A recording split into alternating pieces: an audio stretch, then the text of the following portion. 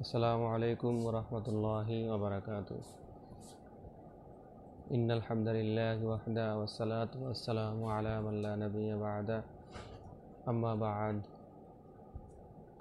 কাছে দূরে, দেশে প্রবাসে যারা আমার সাথে এখন এই মুহূর্তে লাইভে যুক্ত হয়েছেন, আপনাদের সকলকে আমার পক্ষ থেকে জানাই আন্তরিক শুভেচ্ছা ও অভিনন্দন। সম্মানিত দর্শক মণ্ডলী, কোরবানির মাসালা মাসাইল নিয়ে ধারাবাহিকভাবে পর্ব করে আসতেছি। সেই অনুযায়ী আজকে চতুর্থ পর্ব নিয়ে আপনাদের সম্মুখে উপস্থিত হয়েছি। এই পর্বে সংক্ষেপে আপনাদের সম্মুখে সামান্য কিছু আলোচনা করব ইনশাআল্লাহ। গত পর্বে আমরা আলোচনা করেছিলাম কুরবানির শরঈ বিধান এবং কার উপর কুরবানি ওয়াজিব, কার উপর ওয়াজিব নয়। সেই হিসেবে আজকেও ওই অংশ থেকে সামান্য কিছু আলোচনা করব।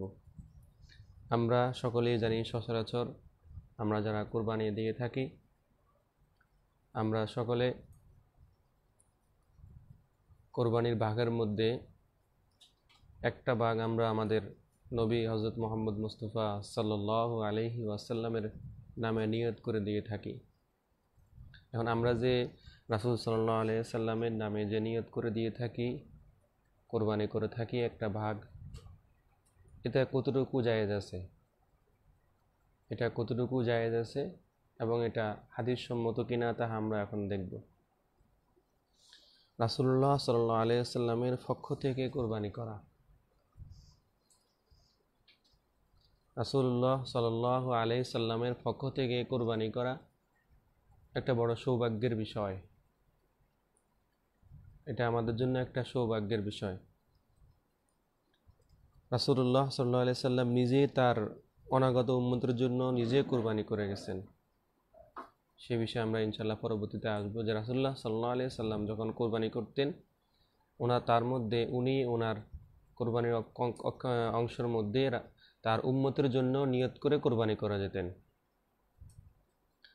তিনি নিজে হযরত আলী রাদিয়াল্লাহু তাআলা আনহু কে তার পক্ষ থেকে কোরবানি করার ওসিয়ত করেছিলেন। যে রাসূল সাল্লাল্লাহু আলাইহি ওয়াসাল্লাম হযরত আলী রাদিয়াল্লাহু তাআলা আনহুকে বলেছিলেন যে তুমি তোমার পক্ষ থেকে আমার জন্য কোরবানি করো, এটা আমার প্রতি তোমার ওসিয়ত। যেহেতু ওসিয়ত, তাই এটা আদায় করতে হবে। হযরত আলী রাদিয়াল্লাহু তাআলা আনহু প্রতি বছর রাসূলুল্লাহ সাল্লাল্লাহু আলাইহি ওয়াসাল্লামের পক্ষ থেকে কোরবানি করতেন। আলী রাদিয়াল্লাহু তাআলা আনহু রাসূলুল্লাহ সাল্লাল্লাহু আলাইহি ওয়াসাল্লামের পক্ষ থেকে কোরবানি করতেন। তাবি হযরত হানাস রাদিয়াল্লাহু তাআলা আনহু থেকে বর্ণিত, তিনি বলেন যে রাআইতু আলিয়ান রাদিয়াল্লাহু তাআলা আনহু ইদহি বিকাবশাইনি ফাকুলতু লাহু মা হাযা, যে আমি হযরত আলী রাদিয়াল্লাহু তাআলা আনহুকে দুটি মেষ বা বেড়া কোরবানি করতে দেখে জিজ্ঞেস করলাম, মা হাযা, এটা কি? তখন আলী রাদিয়াল্লাহু তাআলা বললেন ফাকালা, তখন তিনি বললেন ইন্না রাসূলুল্লাহি সাল্লাল্লাহু আলাইহি ওয়াসাল্লাম আওসানি আন উদহিয়া আনহু ফাআনা আদহিয়া, নিশ্চয় রাসূলুল্লাহ সাল্লাল্লাহু আলাইহি ওয়াসাল্লাম আমাকে তার পক্ষ থেকে কোরবানি করতে আদেশ করেছেন, তার পক্ষ থেকে কোরবানি করতে আদেশ করেছেন, তাই আমি কোরবানি করছি। হাদিসটা আবু দাউদ শরীফের 2792 নম্বর হাদিস। এবার আসেন তিরমিজি শরীফে আরেকটা হাদিস এসেছে। একটু আগে যেটা বললাম এটা আবু দাউদ শরীফে এসেছে, আবার একই হাদিস তিরমিজি শরীফে এসেছে। হযরত আলী রাদিয়াল্লাহু আনহু সম্পর্কে তিরমিজি শরীফে এসেছে যে আন্নাহু কানা ইদহি বিকাবশাইনি আহাদুহুমা আনিন নাবিয়্যা সাল্লাল্লাহু আলাইহি ওয়াসাল্লাম ওয়াল আখিরু আন নাফসিহি ফাকিলা লাহু ফাকালা আমারানি বিহি আনিন নাবিয়্যা সাল্লাল্লাহু আলাইহি ওয়াসাল্লাম ফালা আদউহু আবাদান, যে আলী রাদিয়াল্লাহু তাআলা আনহু তিনি দুইটি ভেড়া কোরবানি করলেন। একটি রাসূলুল্লাহ সাল্লাল্লাহু আলাইহি ওয়াসাল্লামের পক্ষ থেকে, আরেকটি তার নিজের পক্ষ থেকে। একটা আলী রাদিয়াল্লাহু আনহুর পক্ষ থেকে, আরেকটা তার নিজের পক্ষ থেকে রাসূলুল্লাহ সাল্লাল্লাহু আলাইহি ওয়াসাল্লামের জন্য কোরবানি করলেন। তখন তাকে এ ব্যাপারে জিজ্ঞেস করা হলো যে ফাকিলা লাহু, তাকে জিজ্ঞেস করা হলো, তখন তিনি বললেন ফাকালা, তিনি বললেন আমার বিহি, আমাকে আদেশ করেছেন ইয়ানিন নবী সাল্লাল্লাহু আলাইহি ওয়াসাল্লাম, রাসূলুল্লাহ সাল্লাল্লাহু আলাইহি ওয়াসাল্লাম আদেশ করেছেন ফালা আদাউহু আবাদান, আর আমি কখনোই তা ছাড়ব না। যে রাসূলুল্লাহ সাল্লাল্লাহু আলাইহি ওয়াসাল্লাম আমাকে আদেশ করে গেছেন, ওসিয়ত করে গেছেন আমার পক্ষ থেকে রাসূল ইসলামের জন্য কোরবানি দেওয়া, এই আমলটা আমি কখনো ছাড়ব না, যেটা আলী রাদিয়াল্লাহু তাআলা আনহু বলেছেন। এবার আসেন জীবিত ব্যক্তির পক্ষ থেকে কোরবানি করা। জীবিত ব্যক্তির পক্ষ থেকে কোরবানি করা যাবে কিনা? মৃত ব্যক্তির পক্ষ থেকে ইসলে সওয়াবের উদ্দেশ্যে কোরবানি করা তদ্রুপ জীবিত ব্যক্তির পক্ষ থেকেও তার ইসলে সওয়াবের জন্য নফল কোরবানি করা জায়েজ। এই কোরবানির গোশতদাতা তার পরিবারও খেতে পারবে। অন্যের পক্ষ থেকে ওয়াজিব কোরবানি করা, অন্যের পক্ষ থেকে আপনি অন্যের পক্ষ থেকে ওয়াজিব কোরবানি করতে পারবেন কিনা? কোরবানি ওয়াজিব এমন ব্যক্তির পক্ষ থেকে কোরবানি করতে চাইলে ওই ব্যক্তির অনুমতি নিতে হবে। মানে এমন এক ব্যক্তির উপর কোরবানি ওয়াজিব, তার পক্ষ থেকে আপনি কোরবানি দিবেন। এখন কোরবানি দেওয়াটা তার জন্য তার পক্ষ থেকে আপনি অনুমতি নিতে হবে, নতুবা ওই ব্যক্তির কোরবানি আদায় হবে না। অবশ্য স্বামী যদি স্ত্রীর পক্ষ থেকে তার পিতা যদি সন্তানের অনুমতি ছাড়াই তাদের ওয়াজিব কোরবানি করেন তাহলে আদায় হয়ে যাবে। এক্ষেত্রে কোনো স্বামী যদি স্ত্রীর পক্ষ থেকে কোরবানি করে তাহলে সেটা আদায় হয়ে যাবে, এবং পিতা যদি সন্তানের পক্ষ থেকে কোরবানি করে দেয় তাহলে সেটা আদায় হয়ে যাবে। তবে অনুমতি নেওয়াটা উত্তম। বিগত বছরের কাজা কোরবানি আমরা জানবো যে বিগত বছরের কাজা কোরবানির ক্ষেত্রে বিধান কি। কোনো ব্যক্তি যদি বিগত কয়েক বছরে কোরবানি না করে থাকে, এখন বিগত বছরগুলো কোরবানি বর্তমান বছরের কোরবানির সাথে যোগ করে আদায় করে, তাহলে তা আদায় হবে না। বিগত বছরগুলোর কোরবানি যদি বর্তমানে এখনকার সময়ে যে কোরবানি করবে, ওই বিগত বছরের কোরবানিগুলো যদি এখনকার সাথে আদায় করতে যায় তাহলে তা আদায় হবে না, বরং এই বছর শুধু এবারের কোরবানি আদায় হবে, এইবারের কোরবানিটা আদায় হবে। এজন্য বিগত বছরগুলির কোরবানি আদায় করতে হলে পশু কিনে তা অথবা তার মূল্য সদকা করে দিতে হবে। বিগত বছরগুলো যদি কোরবানিগুলো আদায় করতে চান তাহলে এর মূল্য সদকা করে দিবেন, তাহলে হয়ে যাবে। এবার আসুন কোরবানিতে লোক দেখানো প্রতিযোগিতা। অনেকে এখন বর্তমান আমাদের সমাজে দেখা যায় যে চেয়ারম্যান মেম্বাররা বা লাখপতিরা কোটিপতিরা কোরবানি দেয় প্রতিযোগিতামূলক। এটা অহরহ দেখা যায় যে অমুক চেয়ারম্যানে অমুক মেম্বারে এতগুলা কোরবানি জবাই করছে, পশু কোরবানি করেছে, আমি কেন পারবো না, অমুক 3টা পারলে আমি কেন 4টা পারবো না।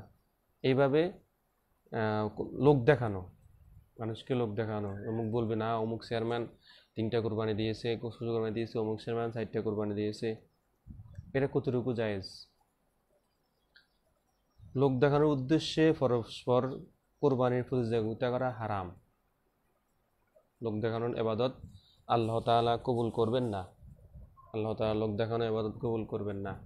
এখন আপনি লোক দেখানোর উদ্দেশ্যে যদি কোরবানি করতে যান, ওই কোরবানি আপনার জন্য হারাম, কোরবানি করা হবে না।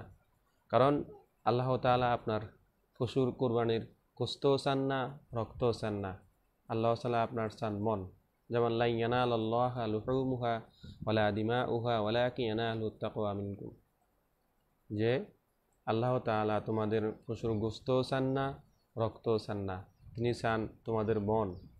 কোন মনে কোন অন্তরে তোমরা আল্লাহর জন্য কোরবানি করেছো, সেটাই দেখবেন।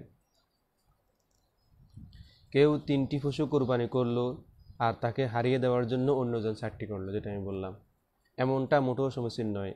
এ প্রসঙ্গে ইবনে আব্বাস রাদিয়াল্লাহু তাআলা আনহু থেকে বর্ণিত, তিনি বলেন যে নাহা রাসূলুল্লাহ সাল্লাল্লাহু আলাইহি ওয়াসাল্লাম আন মুআকারাতিল আ'রাব, যে রাসূলুল্লাহ সাল্লাল্লাহু আলাইহি ওয়াসাল্লাম আমাদেরকে আরবদের কোরবানির কেন্দ্রিক পরিচয় থেকে নিষেধ করেছেন। রাসূল সাল্লাল্লাহু আলাইহি ওয়াসাল্লাম নিজে নিষেধ করে দিয়েছেন যে আরবরা তখনকার সময় প্রতিযোগিতামূলক কোরবানি দিত। প্রতিযোগিতামূলক কোরবানি তো তাহা রাসূলুল্লাহ সাল্লাল্লাহু আলাইহি সাল্লাম সাহাবীদেরকে উদ্দেশ্য করে বলে দিয়েছেন যে তোমরা আরবদের কেন্দ্রিক এরকম কোরবানি করবে না, এটা রাসূল সাল্লাল্লাহু আলাইহি সাল্লাম নিষেধ করে দিয়েছেন। এখন রাসূল সাল্লাল্লাহু আলাইহি সাল্লাম যেটা নিষেধ করে দিয়েছেন এটা আমাদের জন্য কখনো করা যাবে না। এবার আসেন কোরবানির সময়কাল। কোরবানির সময়কাল কোন কোন সময়, মানে কতটুকু সময়ের ভিতরে আমরা কোরবানি করতে পারবো। এটা হলো জিলহজ মাসের 10 তারিখ সূর্যোদয়ের পর থেকে 12 তারিখ সূর্যাস্ত পর্যন্ত, এই 3 দিন কোরবানি করা যায়। তবে 10 তারিখে কোরবানি করা উত্তম। আপনার সামর্থ্য আছে 10 তারিখে আপনি কোরবানি করে ফেলবেন, এটাই উত্তম। যদি 10 তারিখের দিন আপনার কোরবানি না উত্তম না হয়, যদি সামর্থ্য না থাকে তাহলে দ্বিতীয় দিন 11 জিলহজ, যদি 11 জিলহজ না হয় তাহলে 12 জিলহজ। তবে এই 3 দিনের ভিতরে সবচাইতে উত্তম দিন হলো যেদিন প্রকৃতভাবে 10 জিলহজ কোরবানির দিন, ওই দিনটা হলো সবচাইতে উত্তম দিন। যেমন উমর, এই প্রসঙ্গে হযরত ইবনে উমর রাদিয়াল্লাহু তাআলা হতে বর্ণিত, তিনি বলেন যে আল আদহা ইয়াউমানা বাদা ইয়াউমাল আদহা, যে আজহার সময় হলো ঈদুল আজহারের পরের দিন, পরের দুদিন। এই প্রসঙ্গে আল্লামা কাসানি রহমাতুল্লাহ আলাইহি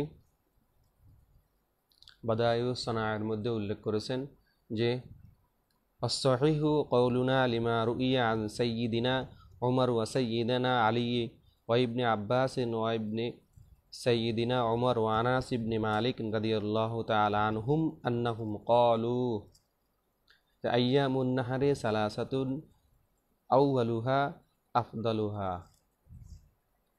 যে এই আমাদের কথা সঠিক হযরত উমর রাদিয়াল্লাহু তাআলা আনহু, হযরত আলী রাদিয়াল্লাহু তাআলা আনহু, ইবনে আব্বাস, ইবনে উমর ও আনাস ইবনে মালিক সকলেই বলেছেন কোরবানি 3 দিন, আর প্রথম দিন কোরবানি করা উত্তম। কোরবানির সময় হলো 3 দিন, তার মধ্যে প্রথম দিন কোরবানি করাটা উত্তম।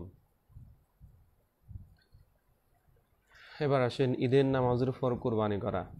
কোরবানিটা ঈদের নামাজের পরেই করতে হবে। যেসব এলাকাতে জুমা ঈদের নামাজ ওয়াজিব, তাদের জন্য 10 জিলহজ ঈদের নামাজের আগে কোরবানি করা জায়েজ নেই। অবশ্যই খারাপ আবহাওয়া বা অন্য কোনো গ্রহণযোগ্যের কারণে যদি প্রথম দিন ঈদের নামাজ না হয়, তাহলে ঈদের নামাজের সময় অতিরিক্ত হওয়ার পর 10 জিলহজ কোরবানি করা জায়েজ হবে।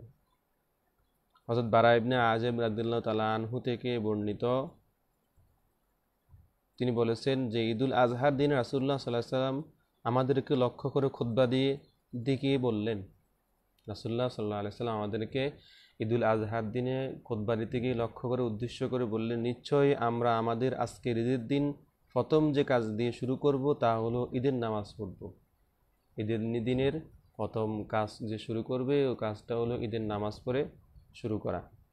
অতঃপর ফিরে গিয়ে আমরা কোরবানি করব। ঈদের নামাজ শেষে আমরা কোরবানি করব। আর যে নামাজের পূর্বে কোরবানি করে ফেলবে তার এই কোরবানি কেবল তার পরিবারের জন্য, দ্রুত গোশত খাওয়ার ব্যবস্থা করা হবে, এর মধ্যে কোরবানির কোনো অংশই থাকবে না। তার মানে হাদিস থেকে আমরা বুঝতে পারলাম যে কোরবানি যে করতে হয় তাহলে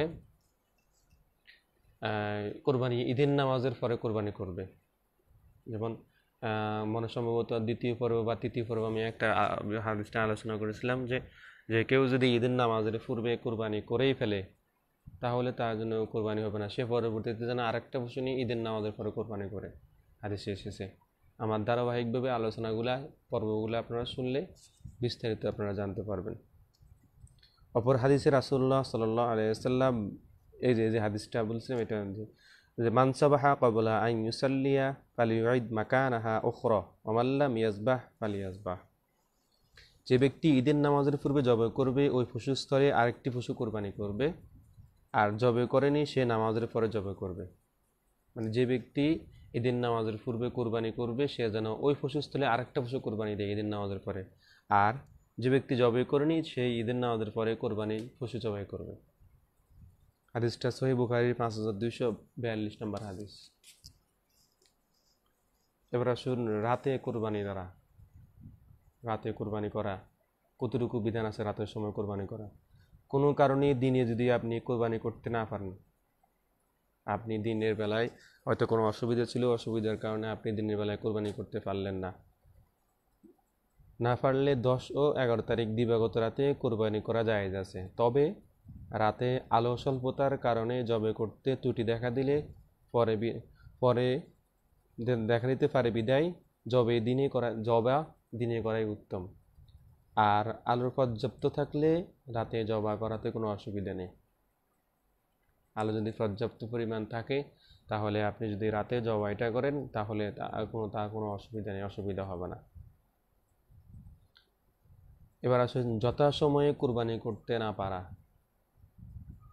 যেমন অজ্ঞতা, অলস্য বা যে কোনো কারণে কেউ যদি কোরবানি দিনগুলির ভিতরে কোরবানি করতে না পারে তাহলে কোরবানি পশুর সমমূল্য গরিব মিসকিনকে দান করে দিবে।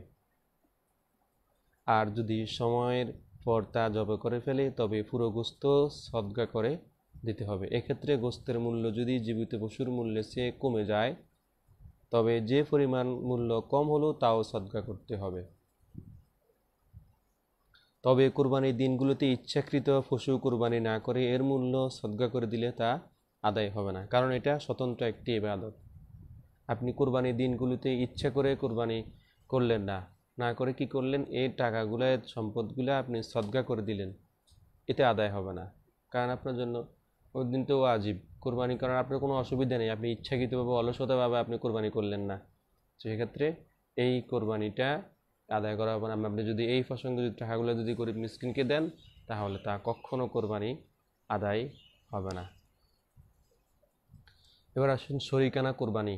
আমরা যে শরিকানা কোরবানি করি 7 ভাগে, 5 ভাগে, 3 ভাগে কোরবানি করি না, আমরা বেশিরভাগ তো 6 ভাগ, 7 ভাগ এভাবে আমরা কোরবানি করে থাকি। এবং এই প্রসঙ্গে এই শরিকানা কোরবানির সম্পর্কে বিধান কি? শরিয়াতে মুহাম্মদীতে যার উপর কোরবানি ওয়াজিব তিনি নিজের পক্ষ থেকে একটি ছাগল কোরবানি করবেন। যার উপর কোরবানি করা ওয়াজিব তিনি নিজের পক্ষ থেকে একটি ছাগল কোরবানি করবেন। তাছাড়া চাইলে গরু বা উট কোরবানি করতে পারেন। সে যদি ইচ্ছা করে যে আমি ছাগল কোরবানি করব না, আমি গরু কোরবানি করব বা উট কোরবানি করব, তাতেও সে করতে পারবে, তবে কোনো সমস্যা নেই।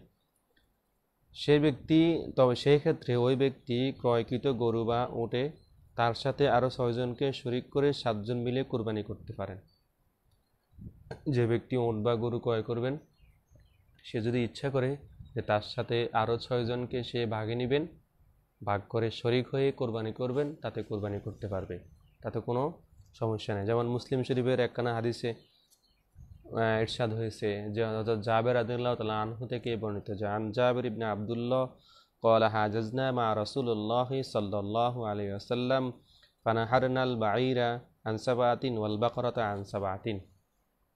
হযরত জাবের রাদিয়াল্লাহু তাআলা আনহু বর্ণনা করেছেন যে আমরা রাসূলুল্লাহ সাল্লাল্লাহু আলাইহি ওয়াসাল্লামের সাথে হজ করলাম, যে হাজ্জানা আমরা মা রাসূলুল্লাহ সাল্লাল্লাহু আলাইহি ওয়াসাল্লাম, আমরা রাসূলুল্লাহ সাল্লাল্লাহু আলাইহি ওয়াসাল্লামের সাথে হজ করলাম। তারপর আর কুরবানি দিন একটি উট 7 জনের পক্ষ থেকে, পানাহারনাল বাঈরা আন 7, একটি উট 7 জনের পক্ষ থেকে, এবং ওয়াল বাকারাতা আন 7, এবং একটি উট 7 জনের পক্ষ থেকে কোরবানি করলাম। সহিহ মুসলিম শরীফের হাদিসটা 3249 নম্বর। আমরা এই মুসলিম শরীফের হাদিস থেকে জানতে পারলাম যে কেউ যদি 7 ভাগে কোরবানি করতে চায়, পশু শরিক হয়ে কোরবানি করতে চায়, তাহলে সে কোরবানি করতে পারবে, এটা হাদিস দ্বারা সাব্যস্ত। জাবের রাদিয়াল্লাহু তাআলা আনহু থেকে আরেকটা হাদিস বর্ণনা এসেছে যে কি হাদিসটা হলো ইশতারাকনা মা রাসূলুল্লাহ সাল্লাল্লাহু আলাইহি ওয়াসাল্লাম ফিল হজ্জি ওয়াল উমরাতা কুল্লু 7 ফিল বাদানাত, যে রাসূলুল্লাহ সাল্লাল্লাহু আলাইহি ওয়াসাল্লামের সাথে আমরা হজ এবং উমরাতে একটি বাদানাতে 7 জন শরিক হলাম, মানে একটি উট বা গরুতে 7 জন শরিক হলাম। রাসূল সাল্লাল্লাহু আলাইহি ওয়াসাল্লাম নিজেই শরিক হয়ে একসাথে 7 জনকে নিয়ে কোরবানির পশু জবাই করেছেন, এতে কোনো সমস্যা নেই। এই হাদিস দ্বারা সহিহ মুসলিমে 3250 নম্বর হাদিস। এই হাদিসগুলোর ব্যাখ্যায় ইমাম নববী রহমতুল্লাহ আলাইহি, এই হাদিসগুলোর ব্যাখ্যায় ইমাম নববী রহমতুল্লাহ আলাইহি বলেছেন যে কি ওয়াফি হাযিল আহাদিসু আন্নাল বাদানাতা তুজজি আন সাবাতিন, যে এই সমস্ত হাদিসে এই দলিল রয়েছে যে একটি উট 7 জনের পক্ষ থেকে কুরবানি করা জায়েজ, এবং ওয়াল বাকারাতা আন সাবাতিন, এবং একটি গরু 7 জনের পক্ষ থেকে কুরবানি করা জায়েজ। ওয়াতাকুমু কুল্লা ওয়াহিদাতুন মাকামু সাবঈ শিয়াহ, আর প্রতিটি গরু বা উট 7টি ছাগলের সমান হবে। প্রতিটি গরু বা উট 7টি ছাগলের সমান হবে। ইমাম মালিক রহমতুল্লাহ আলাইহি ছাড়া মাযহাবের অন্যান্য উলামা একরাম সর্বসম্মতিক্রমে রায় দিয়েছেন যে একটি গরু বা উটে 7 জন মুসলমান শরীক হয়ে কুরবানি করতে পারবেন, এতে সকলেরই কুরবানি হয়ে যাবে, আদায় হয়ে যাবে। তবে এক্ষেত্রে ইমাম আবু হানিফা রহমতুল্লাহ আলীর মত সম্পর্কে ইমাম নববী রহমতুল্লাহ আলাইহি বলেন যে ওয়াকাল আবু হানিফা ইয়াজুজু ইনকানু কুল্লুহুম মুতাকাররাবিনা ওয়া ইল্লা ফালা, যে আবু হানিফা রহমতুল্লাহ আলাইহি বলেন 7 জনের পক্ষ থেকে একটি উট বা গরু কুরবানি করা জায়েজ হবে যখন প্রত্যেকেই এর দ্বারা আল্লাহর নৈকট্য অর্জনের নিয়ত করবে, তা না হলে নয়। যে 7 জন কুরবানি করবে ওই 7 জন ব্যক্তি প্রত্যেকের মনে নিয়ত থাকতে হবে যে আমরা আল্লাহর নৈকট্য অর্জনের উদ্দেশ্যে কুরবানি করতেছি, তাহলে এতে অসুবিধা হবে না, এতে করা যাবে। যেমন ইমাম আজম আবু হানিফা রহমতুল্লাহ আলাইহির মূলনীতির উপর ভিত্তি করে ওলামায়ে আহনাফ বলেছেন, নিছক আল্লাহ সন্তুষ্টি নিমিত্তে যদি কোনো একটি গরু বা উটে 7 ব্যক্তির কেউ ওয়াজিব কুরবানি নিয়ত করেন, আবার কেউ আকিকার, কেউ মান্নতের নিয়ত করেন, মোট কথা ভিন্ন ভিন্ন নিয়ত করেন, তবে তাতে সকলের কুরবানি আদায় হয়ে যাবে। কেননা প্রত্যেকের উদ্দেশ্য ছিল আল্লাহর সন্তুষ্টির জন্য। এই 7 ভাগের মধ্যে কেউ যদি আকিকার নিয়ত করে, আবার কেউ যদি মান্নতের নিয়ত করে, তাহলে এক্ষেত্রে কোরবানি হয়ে যাবে, তাতে কোনো সমস্যা নেই। কেননা তাদের প্রত্যেকেরই উদ্দেশ্য ছিল তারা আল্লাহর সন্তুষ্টির জন্য কোরবানি দিয়েছে। তো এক্ষেত্রে উট, গরু বা মহিষ 7 জন মিলে কোরবানি করলে সবার অংশ সমান হতে হবে। 7 জন মিলে একটা গরু কোরবানি দিলেন, এক্ষেত্রে অংশের ক্ষেত্রে যে ভাগ বাটোয়ারা হবে, যে গোস্ত যে আমরা পরবর্তীতে ভাগ করে থাকি, এই ভাগটা সমান হতে হবে, কারো ভাগে যেন কম না যায়, কারো ভাগে যেন বেশি না যায়। আর অংশে 1/7 কম হলে কারো কোরবানি কবুল হবে না। এখন এই কোরবানি কবুল না বলতে বোঝা গেছে যে এখানে সমানভাবে ভাগ করতে হবে। কেউ একটু 2 টুকরা বেশি নিল, কেউ মোটেই নিতে পারলো না, বা 2-3টা কম হয়ে গেল, এক্ষেত্রে কোরবানি সমানভাবে না করে নিলে সেক্ষেত্রে কোরবানি করা, আর কোরবানিটা আদায় হবে না। এবার আসেন, আমরা যে অংশীদার, যারা কোরবানির সাথে অংশীদার হয়ে থাকেন ভাগে, তাদের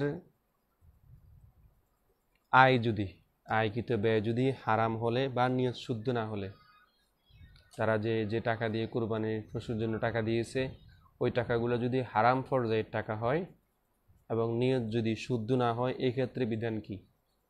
শরীকদের কারো পুরো বা অধিকাংশ আয় যদি হারাম হয়, অথবা যদি কেউ আল্লাহর হুকুমের পালনের উদ্দেশ্যে কোরবানি না করে, শরীকদের কারো যদি টাকা যদি হারাম হয়, অথবা কেউ আল্লাহর উদ্দেশ্যে যদি কোরবানি না করে কেবল গোস্ত খাওয়ার উদ্দেশ্যে কোরবানি করে, তবে কারো কোরবানি কবুল হবে না। হারাম টাকা দিয়ে আপনি যদি কোরবানি করতে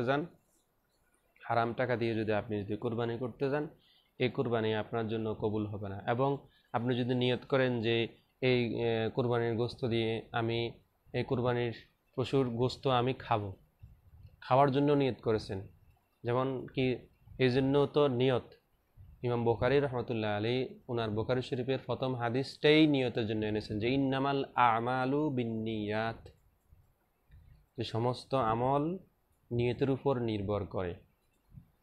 এখন আপনার নিয়তে আপনাকে বলতে হবে যে আপনি কোন নিয়তে আপনি কোরবানি করতে, আপনি কি গোস্ত খাওয়ার নিয়তে কোরবানি করবেন, নাকি আল্লাহ সন্তুষ্টির জন্য কোরবানি করবেন। আমি আগেই বলেছি যে আল্লাহ তাআলা তোমাদের গোস্ত চান না, রক্ত চান না, তিনি তোমাদের মন চান। যে কোন মনে কোন দিলে তোমরা আল্লাহর জন্য কোরবানি করতেছ, এটাই তিনি চাবেন। এখন আপনার নিয়ত যদি কোরবানি খাওয়ার উদ্দেশ্য হয়ে থাকে তাহলে কোরবানি আদায় হবে না। যদি আপনার নিয়ত যদি থাকে যে না আমি আল্লাহ সন্তুষ্টির উদ্দেশ্যে কোরবানি করব, তাহলে এই কোরবানি আপনার আদায় হয়ে যাবে। এবং ওই যে টাকাটা দিয়ে আপনি কোরবানির পশু ক্রয় করবেন, ওই পশুর টাকাটা, ওই ক্রয়কৃত টাকাগুলো হালাল উপার্জন হতে হবে। হারাম উপার্জনের টাকা দিয়ে পশু ক্রয় করলে ওই কোরবানি আল্লাহর দরবারে কবুল হবে না। যারা না কেউ অত দেখা গেছে সুদের উপরে টাকা নিয়ে কোরবানির গরু কিনবে, সুদের উপরে টাকা, অথচ সুদটা কি হারাম। যা আল্লাহ তাআলা বলেছেন হাল্লাল্লাহুল বাইআ ওয়া হাররামার রিবা, আল্লাহ তাআলা সুদকে হারাম করেছেন এবং ব্যবসাকে হালাল করেছেন। তাই সুদের মতো কেউ যদি সুদের উপর দিয়ে টাকা নিয়ে যদি কোরবানি করে, তাহলে ওই কোরবানি আল্লাহর কাছে কখনো কবুল হবে না। এটাই মাসালা। এবার আসেন পশু কেনার পর কাউকে শরিক করা। কোরবানির পশুটা কিনা হয়ে গেছে, এখন এই ক্ষেত্রে আপনি যদি কাউকে শরিক করেন, কাউকে যদি আপনি শরিক করতে চান, এর বিধান কি? গরু, মহিষ বা উট একা কোরবানির নিয়তে কেনার পর ধনী ব্যক্তি চাইলে সে পশুতে অন্য কাউকে শরিক করতে পারবে। কোনো ধনী ব্যক্তি যদি কোনো একটা একা পশু কোরবানি করার নিয়তে যে পশু ক্রয় করে থাকে, তবে সে যদি ইচ্ছা করে তার সাথে আরও অন্যজনকে শরিক করে নিতে পারবে, এতে কোনো সমস্যা নাই, নিতে পারবে। কিন্তু যদি ব্যক্তি গরিব হয়, অর্থাৎ তার উপর কোরবানি ওয়াজিব ছিল না, কিন্তু সে কোরবানি করার নিয়তে পশু ক্রয় করেছে, একজন গরিব ব্যক্তি, তার উপর কিন্তু কোরবানি ওয়াজিব নেই, নেশাব পরিমাণ সম্পদ তার কাছে নাই, সেই ইচ্ছাকৃতভাবে কোরবানি করার জন্য নিয়ত করেছে যে আমি কোরবানি করব, তার উপরে মানত ইচ্ছাকৃতভাবে সেই নিয়তটা তার উপর ওয়াজিব করে ফেলেছে। তো এই ক্ষেত্রে তবে সে ওই পশুতে কাউকে শরিক করতে পারবে না।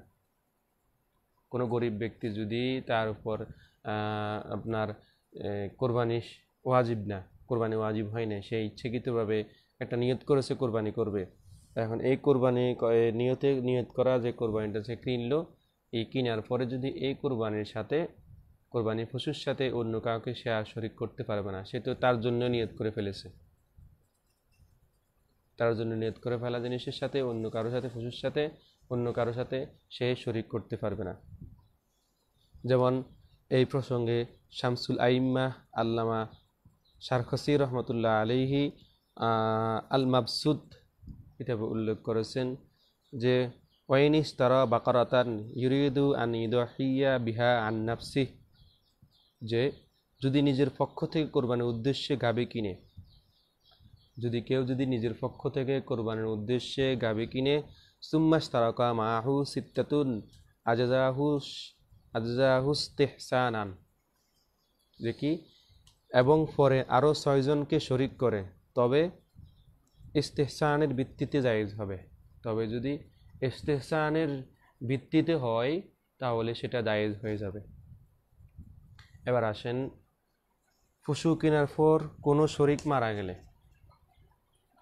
আপনি পশুটা ক্রয় করলেন, ক্রয় করার পরে কোনো শরিক যদি আপনার মারা যায়, আপনারা 7 জন মিলে একটা পশু ক্রয় করেছেন, এখন এই ক্রয়ের মধ্যে যদি হঠাৎ করে একজন শরিকানা ব্যক্তি মারা গেল, সেই ক্ষেত্রে বিধান কি? শরিকানা কোরবানির ক্ষেত্রে শরিকদের কেউ যদি জব করার পূর্বে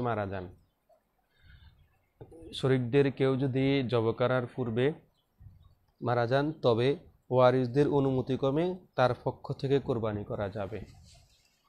যেটা ওই মৃত ব্যক্তির ওয়ারিসরা, মানে আহলে বায়েত যারা, তাদের পক্ষ থেকে অনুমতি নিলে তাহলে সেটা কোরবানি করতে পারে, তারা যদি অনুমতি দেয়। তা না হলে মৃত ব্যক্তির কোরবানির জন্য প্রদত্ত টাকা ওয়ারিসকে ফিরিয়ে দিতে হবে। যে আমি আবারও বলছি, শরিকানা কোরবানির ক্ষেত্রে যদি কোরবানির পশু জবাই করার আগে যদি কেউ মারা যাওয়ার ক্ষেত্রে, এক্ষেত্রে আপনি দেখতে হবে ওই কোরবানির পশু ওই লোকের আহলে বাইতদের কাছে আপনি অনুমতি চাইতে হবে যে আপনার বাবা মারা গেছে, এখন আমরা কি করব? তখন তার আহলে বাইতরা যদি বলে যে না আপনি কোরবানি দেন, তাহলে এক্ষেত্রে ওই ভাগের কোরবানি দিতে পারবে। আর যদি আহলে বাইতরা যদি বলে যে না, আপনি কোরবানি করতে পারবেন না, আপনাকে আমরা অনুমতি দিলাম না, আমার বাবার পক্ষ থেকে আপনি কোরবানি করতে পারবেন না, তাহলে এই ক্ষেত্রে ওই যে যে টাকা দিয়ে ওই গরুর মানে পশুর ক্রয়ের জন্য যে ভাগের মধ্যে যতগুলো টাকা দিয়েছে ওই টাকাগুলা সবাই মিলে ওই মৃত ব্যক্তির ওয়ারিসদেরকে ফেরত দিয়ে দিতে হবে। যেহেতু ওয়ারিসরা অনুমতি দেয় নাই, তাই সেই জন্য আপনি মৃত ব্যক্তির ওয়ারিসদেরকে ওই টাকাগুলো আপনি ফেরত দিতে হবে। অবশ্যই তার স্থলে অন্যকে শরিক করা যাবে। আর যদি এই ক্ষেত্রে যদি আপনি অন্য কাউকে শরিক করতে চান, অন্য কাউকে যদি শরিক করতে চান, তাহলে এই ক্ষেত্রে আপনি অন্য কাউকে শরিক করতে পারবেন, তাতে কোনো অসুবিধা নেই। সম্মানিত দর্শক মণ্ডলী, আজকে এ পর্যন্ত সংক্ষেপে আলোচনা করলাম। বাকি পর্ব ইনশাল্লাহ সামনের দিকে আমরা নিয়ে আসব, ধারাবাহিকভাবে আমাদের ইনশাল্লাহ আলোচনা চলবে।